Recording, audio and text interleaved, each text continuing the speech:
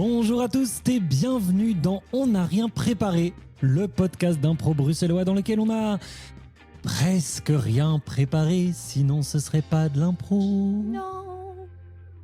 Je m'appelle Emmanuel Hembert, je serai votre présentatrice du jour. Nous sommes au moment de la sortie de cet épisode le 6 février 2023. C'est l'épisode 19 de la saison 4 dont on n'a rien préparé. Et si vous appréciez ce que vous écoutez, n'hésitez pas à vous abonner, n'hésitez pas à nous recommander sur Spotify et autres en mettant plein de petites étoiles pour améliorer notre référencement.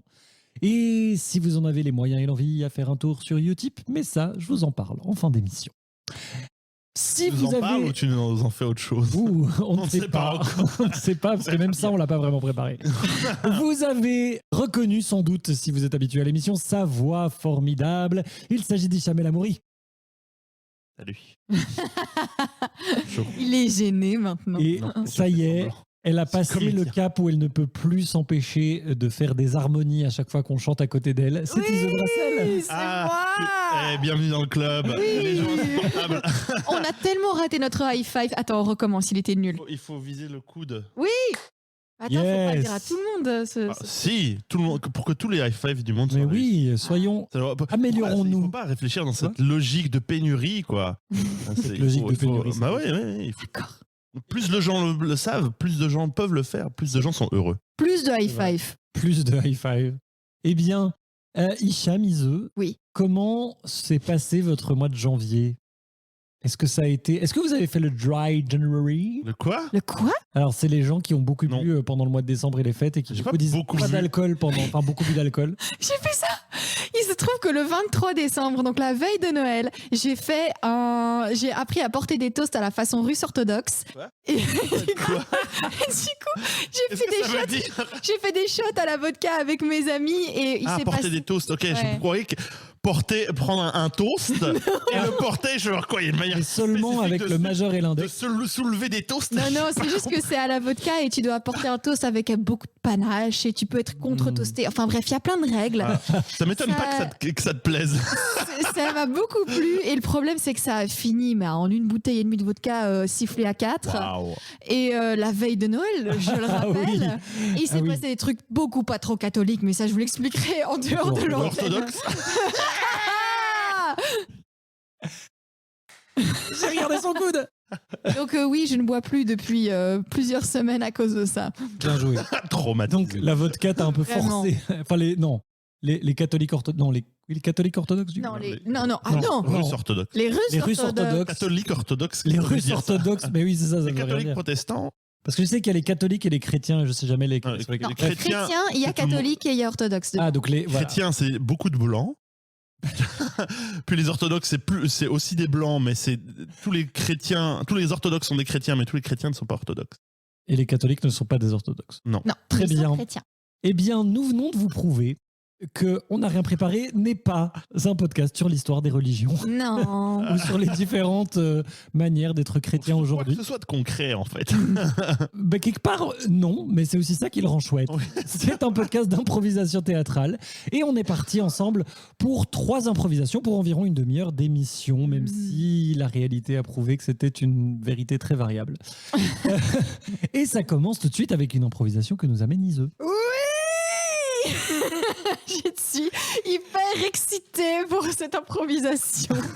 Manu et moi avons penché et avons fait des yeux de manga.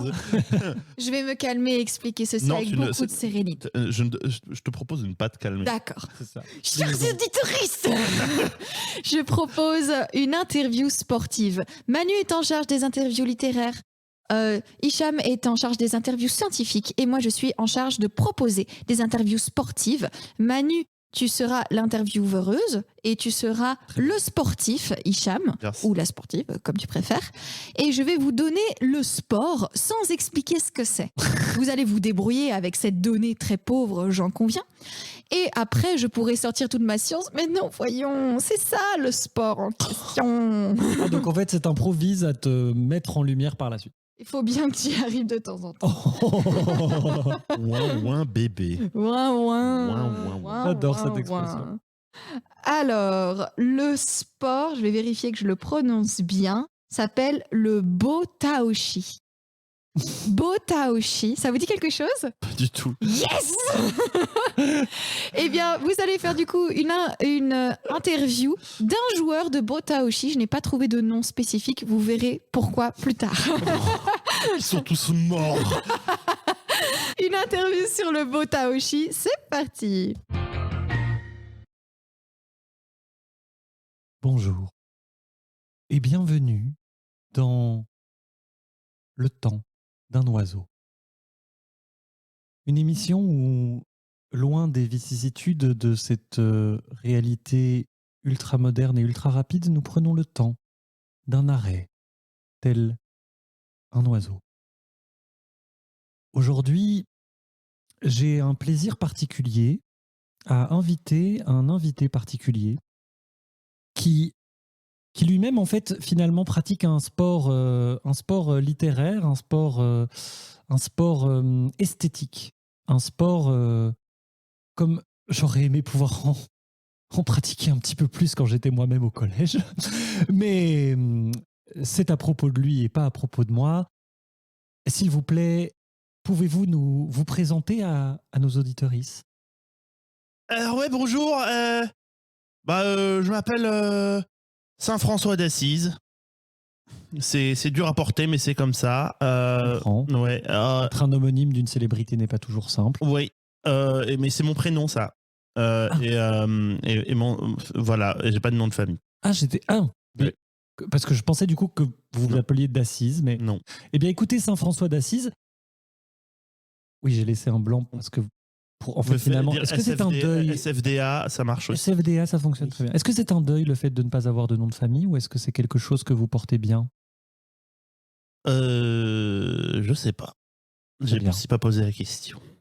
Eh bien, écoutez, SFDA, nous ne venons pas ici pour parler de cette absence de patronyme, de cette absence de père, de cette absence de repère, mais plutôt du Botaoshi. Oui. C'est un sport littéraire et esthétique que vous pratiquez. Ouais. Pouvez-vous nous en parler plus avant? Alors le Botaoshi, c'est moi qui ai inventé ce sport. J'ai travaillé dans la restauration et j'ai vu beaucoup. Je travaillais dans un endroit où il y avait des rallyes. C'est intéressant. Des rallyes. Et donc il y avait des jeunes, des garçons de mon âge qui étaient tous tellement bien habillés en redingote. Uniquement des garçons? Non, mais il y avait les filles, mais je regardais les habits des garçons. Ils avaient des super nœuds papillons, tous, ou des cravates, mais j'aimais beaucoup les nœuds papillons. Et en désespoir de cause, j'ai appris à faire des nœuds papillons avec des torchons de cuisine. Et donc. Et c'était beau? À force. Oui, c'était des. C'était Tao? C'était Chi? Non. Non, je l'ai fait de manière. Je me suis inspiré du tai chi et donc c'est du botaoshi, donc bow tie et tai chi. Et voilà. J'ai toujours cru que c'était beau, qu'il y avait un moche taoshi au départ dont vous avez voulu vous séparer, mais non, le beau est arrivé tout de suite dans le nom. Au début, c'était difficile, mais parce que Et alors, est-ce que vous voulez vous fédérer? Est-ce que vous voulez que le Botaoshi vive au-delà de vous, ou est-ce que c'est un plaisir intime et personnel? Alors, on a commencé à faire des démonstrations publiques sur la place de Brouckère, à 30 en rang, à nouer des nœuds papillons de manière synchronisée. C'était un grand succès. Jusqu'à ce que les brigades anti-émeutes débarquent et nous tapent dessus parce qu'ils croyaient qu'on militait contre l'emprisonnement des Ouïghours. Oui. Pauvres Ouïghours. Pardon, c'est toujours très émouvant. Mais donc, merci. Alors, avant de partir, j'ai ici une citation de Friedrich Nietzsche sur laquelle j'aimerais votre avis. La vie peut être noueuse comme un papillon ou libérée comme une chrysalide. C'est vraiment lui qui a dit ça? Nous n'avons aucun moyen de le savoir. Est-ce que est-ce que vous voulez répondre à cette phrase? Non. Eh bien, merci. De rien. Merci SFDA. Oui, merci. J'espère que, comme nous, vous avez pu voir le vol d'un oiseau et qu'avec nous, vous repartirez dans son mouvement. Au revoir. Merci. Pour l'emprisonnement des gens. Mais merde, non. Non, j'assume pas. Et tu l'as dit, il ne l'a pas assumé, non. Enfin, alors, tu l'as assumé. Ouais, bon. Voilà. Mais c'est un truc de pété. Quoi? Vous étiez vraiment pas loin. C'est vrai? Ah, bow tie, il y a vraiment du bow tie? Non, c'est pas ça. Oh là là. Elle était beaucoup persuasante. Mais elle est on fire. Non, alors le botaoshi, c'est vraiment très drôle. C'est un sport qui se pratique beaucoup dans les fêtes de lycée japonais. Donc du coup, c'est très drôle quand tu as parlé des fêtes de collège. Et c'est un sport qui se pratique à 2 équipes de 75 personnes. Donc c'est vrai qu'on était très proches. Et donc Et en fait, il y a un poteau de 3 à 5 mètres au milieu du terrain. Et tu as une équipe qui doit faire pencher le poteau et tu as une équipe qui doit défendre le poteau. Tous les coups sont permis, sauf étranglement et quoi d'autre? Attends, j'ai les règles. Sauf frapper, étrangler et tout geste dangereux qui pourrait gravement blesser les joueurs. Mais sinon, tu peux faire ce que tu veux, tu peux traîner la personne. Et les parties durent en général 2 minutes. J'adore. Parce que t'as juste tout le monde qui se ruche sur cet énorme poteau. Et je trouve ça génial. Si le poteau touche le sol, la partie est finie? Non, c'est à partir du... Alors, à la base, c'était 45 degrés. Donc, le poteau est à 90 et s'il arrive à 45, les autres ont gagné. Et maintenant, il y a certaines règles où c'est à 30. Ça dépend des âges et de beaucoup. Il y a eu une scission dans la fédération. Vraiment représentatif de l'esprit japonais de collaboration. Je trouve ça assez, Mais 75 personnes versus 75, quoi. Ouf. C'est un truc de pété quand même. J'avoue que déjà, rassembler 150 personnes qui veulent jouer à défendre un poteau ou faire pencher un poteau. Oui, c'est fou. C'est pas évident. Non, c'est clair. Botaoshi. Voilà, okay. Je suis fan de l'idée. Waouh, eh bien merci de nous amener ça. Ouais, parfait. Ça m'évoque un petit peu Alice in Borderland dont je viens de voir la 2e saison, mais en fait ça n'a rien à voir. Donc nous allons plutôt passer à la 2e improvisation qui nous est amenée par Hicham. Exactement. Nous allons faire une improvisation, ça me rappelle un poème. Oh ben voilà, on continue dans le... C'est beau. Ben oui. Dans le poétique, l'élégant, l'éthéré et le vaporeux. Ça tombe bien, je suis sereine et posée aujourd'hui. Je pense qu'il y a exactement la bonne énergie pour que ça se barre en couille, j'adore. Oui. Je suis très impatient. Et je vais vous donner un mot pour inspirer votre début d'improvisation et j'interromprai pour dire oh, bah, ça me rappelle un poème et bah, je ferai un petit buzz comme ça et ensuite on continue. Ça me paraît clair, simple, limpide. Et un petit mot. Oui, bien entendu, le mot est charlatan. Généré aléatoirement sur palabrasaléatorias.com. Il faut vraiment qu'on les contacte pour un partenariat. Ouais, c'est merci, merci Palabrasaléatorias et c'est parti. Comment ça coûte 70 €? Mais enfin, c'est une brouette, monsieur. C'est une brouette à inversion vaporeuse d'énergie. Mais je ne vais pas payer ça. Vous êtes un véritable charlatan de me faire payer ça. Non, écoutez, vous faites comme vous voulez. Je vous dis simplement que si vous voulez pouvoir transporter des pylônes sans vous fatiguer, il vous faut la X3000. Voilà. Après, vous pouvez prendre une charrette à bras et puis vous fatiguer et dépenser tout votre argent chez le kiné si vous voulez. Dépensez tout votre argent chez le kiné si vous voulez. Ça me rappelle un poème. Vous pouvez dépenser votre argent chez le kiné.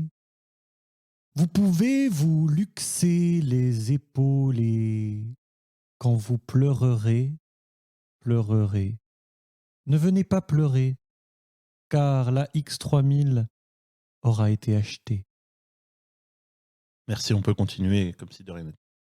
Oh, c'est un véritable charlatan. Je vais essayer de lui ôter sa brouette en toute discrétion. Alors, si vous voulez, Je peux vous montrer au fond du magasin. Oui, montrez-moi donc au fond du magasin. Oui, Oui, voilà, c'est une donc, très bonne idée. Allez-y. Oui, voilà, La brouette. écoute ça, moi, si vous voulez... Mais qu'est-ce que vous faites? Non. Oh non, revenez. Ça me rappelle un poème. La fuite. Renaissance. Le début et la fin. J'attends la fin du poème et ensuite on peut continuer. Ah, maman. On peut continuer. Non, madame, revenez. Ah, je trébuche. Oh. Mais je comprends que vous vouliez emmener la X3000 pour un petit banc d'essai, mais il faut m'en informer avant, parce que regardez... Il faut m'en informer avant. Ça me rappelle un poème, mais qui n'a rien à voir avec le reste de l'histoire. C'est vraiment juste, il y a un poème que je me rappelle qui s'appelle comme ça. Il faut m'en informer avant de partir, maman. Avant de me laisser un panneau pour que je me tape la tête. Tape, tape, le bruit de tes pas qui s'en vont. Tape, tape, le bruit de ma tête sur le panneau. Tape, tape. Il faut me le dire avant, maman. Avant, maman. Si on peut continuer. Enfin, vous n'avez pas... Attendez, regardez. Vous avez simplement à ouvrir la pneumatique et maintenant... Allez-y, la vaporeuse est enclenchée. Regardez, ça va tout seul. Ah bah oui, ça roule tout seul. Mais oui. Bah oui, ça roule tout seul, ça me rappelle un poème. Ça roule. Ça avance. Et la vie, cependant, n'avance toujours plus. S'agirait-il d'arrêter ou de recommencer? C'est là que l'ours m'a dit « Mange ta tartine ». Merci, on peut continuer. Vous voyez, avec aucun autre modèle, vous n'aurez cette réactivité. Là, vous n'avez plus qu'à suivre votre... Regardez, allez-y, continuez un peu. Et C'est puis... vrai que c'est bien. Oh, mais prenez-les, vos 70 €. Prenez-les. Oh, bah merci. Écoutez, si vous voulez, j'ai aussi une pelle à infraction moléculaire. Oh, Ça, j'ai aussi une pelle à infraction moléculaire, ça me rappelle un poème. J'ai aussi une pelle à infraction moléculaire. infraction moléculaire. Mais jamais ça ne comblera le vide de mon cœur. comblera le vide de mon cœur. Et tu pars sur tes pneumatiques. Tu pars sur le pneumatique. Oh, modernité vide de sens. Vide de sens. Modernité. Tu l'as enfanté. C'est bon, ça suffit. Un impro. Il y avait une très belle chute quand même. Il a voulu prendre en vidéo. J'ai fait genre, putain, j'aurais dû être en vidéo avant. Il y avait un beau travail de synchronicité. C'était la beauté de l'instant. Physique également. Mais oui, très tragédie grecque. C'est vrai. Très quoi? Tragédie grecque. Ah, oui. Non. Okay, non. Non, c'est en deuxième. Judy grec, ça je... Judy grecque. Judy grec. Voilà. Très tragédie orthodoxe russe. Donc... Eh bien, merci. Merci beaucoup pour... Donc, mais dis donc, oui. is Schnock City ici, hein. Ah, pardon. Dis donc, hein, on va essayer d'arrêter de décrocher. Non, c'est pas décroché. Ça fait plus de 2 ans qu'on fait de l'emploi. Je fais mais faire ça. Oh, je tombe. Pouf. Plof. C'était quoi le mot? Schnock City. Eh bien, j'espère que vous ne continuerez pas à Schnock City avec ce qui suit, mais c'est... Je vais faire du drame, t'inquiète. Ce sera à vous de décider parce qu'après tout, moi, je ne serai pas dans l'impro qui va suivre. Ah, C'est une improvisation fond sonore. yeah. C'est-à-dire que... Je vais te faire pleurer. Elle a ponctué chacun des mots de la phrase.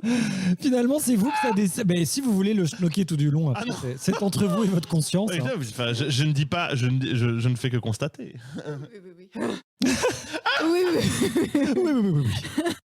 Donc, je vous ai trouvé un fond sonore. Votre impro commence au début du fond sonore et se termine quand le fond sonore est terminé. Pardon. Votre mot sera montagne. Est-ce que c'est clair pour vous? Oui. Alors, montagne en fond sonore, attention, c'est parti.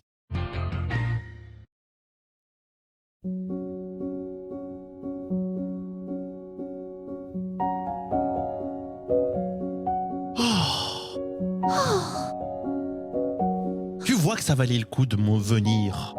C'est vrai, j'avais tort, ça valait vraiment le coup de venir. Tu vois l'herbe ondoyer sur ce versant, sous le patchwork des nuages. Oh, et j'aime les pics des autres montagnes qu'on entreaperçoit. Ah, si seulement ta mère avait pu voir ces paysages. Je suis d'accord. Qu'est-ce qu'on lui dirait si elle était là? Le monde est pour Tanou. Le monde est plein de cadeaux. Le monde est un cadeau. Le monde est un cadeau. La vie est un cadeau. Tu es un cadeau. Oui. Non, toi, tu es un cadeau. Moi? Mais oui, Fred, je sais que ces derniers temps, maman m'a beaucoup manqué, mais écoute, c'est toi mon cadeau. Et du coup, pour te remercier de tout ce soutien que tu m'apportes, je t'offre ce que tu as toujours rêvé d'avoir. Une tortue de terre. S'il te plaît. Ok. Avec tout mon amour. Tu me demandes pas de t'adopter? Non. Non. Non. Ok, d'accord. Je dis que c'était bien une tortue de terre pour commencer. D'accord. Mais c'est pas que... Je t'ai élevé comme ma propre fille. Je t'ai recueilli, je t'ai pourri gâté. Désolé Fred, mais j'ai bientôt 18 ans. Je me dis... C'est symbolique, ok? C'est pas une question d'âge. Ok. Mais d'accord, c'est pas grave. En fait, oh non, mais au fond, en fait, je peux pas te forcer. Je peux pas te forcer à ressentir ça, c'est juste... Voilà, bon. On vient, on retourne au chalet, c'est bon. Fred, Quoi? si tu veux, on peut se dire que à partir de maintenant, je suis ta fille. Que grâce à cet échange de tortues, symboliquement, je suis devenue ta fille. Je veux bien. Je veux faire un câlin. Oh, attention!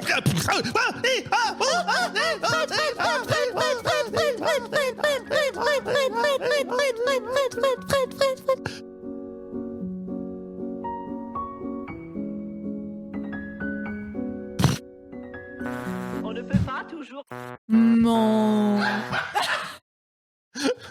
On ne peut pas toujours varier. Quel échec! Non, cette Oh, musique. vous avez tenu presque sans schnocker jusqu'au bout. Il a fallu que vous fassiez des sur la fin. Hicham ne s'excusera pas. Non.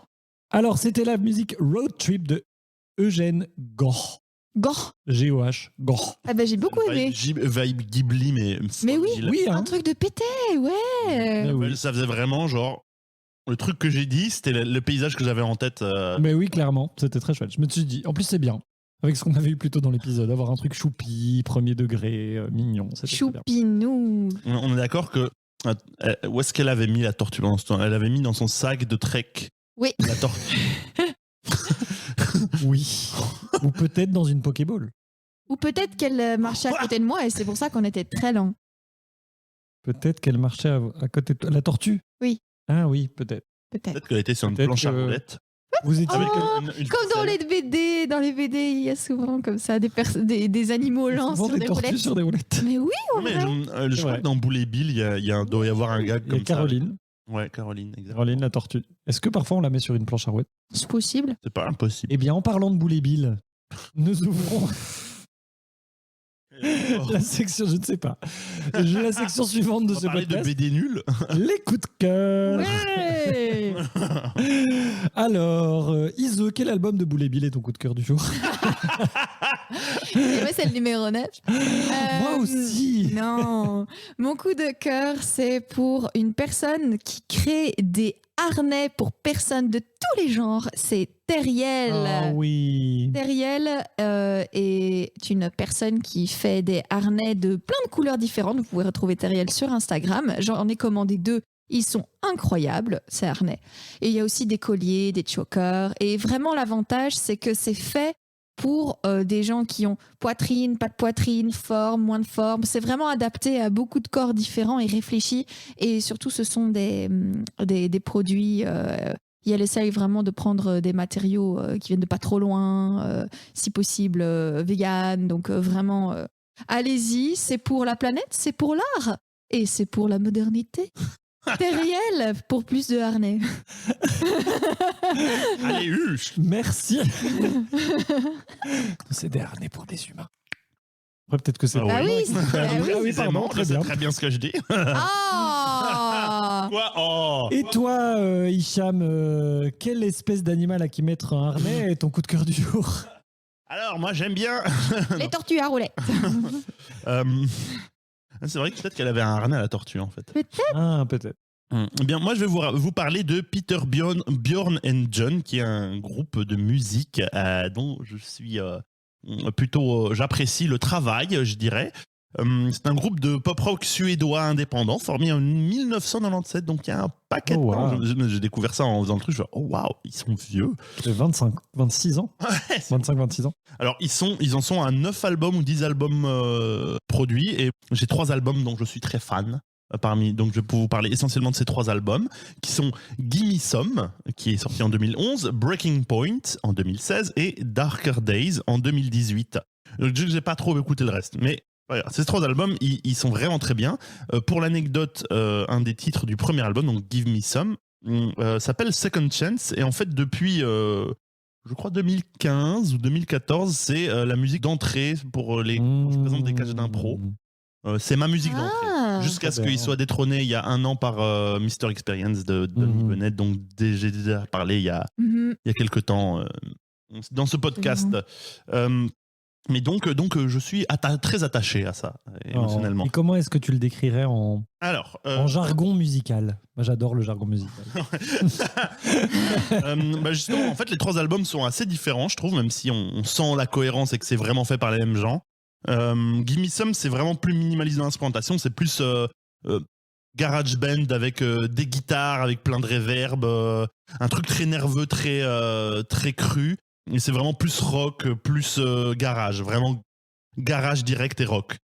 Il y a Breaking Point, le deuxième, et il est vraiment très, je sais pas, il y a un truc hymne de pop comme ça, très contagieux, qui me donne une vibe un peu à la Sgt. Pepper's Lonely Hearts Club Band je l'ai prononcé avec Lonely Hearts Club Band des Beatles, où il y a un côté où c'est très ambitieux, il y a plein d'instrus, il y a plein de voix, il y a plein de trucs, c'est très conquérant, très dynamique, il y a plein de synthés partout, et donc c'est vraiment très très chouette.